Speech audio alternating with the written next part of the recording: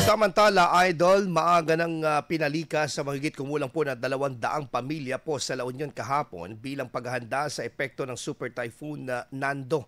Ang mga evacuees ay mula sa mga high-risk barangay sa mga bayan po ng Bawang, San Fernando City at La Union at pansamantalang nanunuluyan ngayon sa mga itinalagang evacuation centers.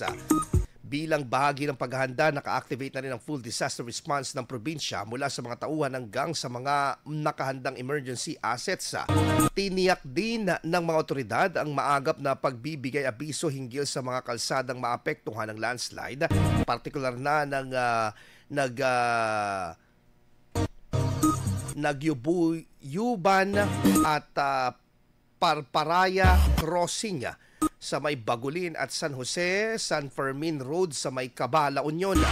Ipinalabas din ang mahigpit na pagbabawal sa anumang aktibidad sa baybayin at kabundukan sa San Juan at San Gabriel para sa kaligtasan ng mga turista at residente. Samantala, nanatiling nakataas sa red alert status sa buong lalawigan habang mahigpit na binabantayan ng mga otoridad ang kaligtasan at seguridad ng mga mamamayan laban sa posibleng pinsala na may dulot ng super typhoon na si Nando habang tuluyan itong papalayo sa Philippine Area of Responsibility. IFM News. IFM News. IFM News.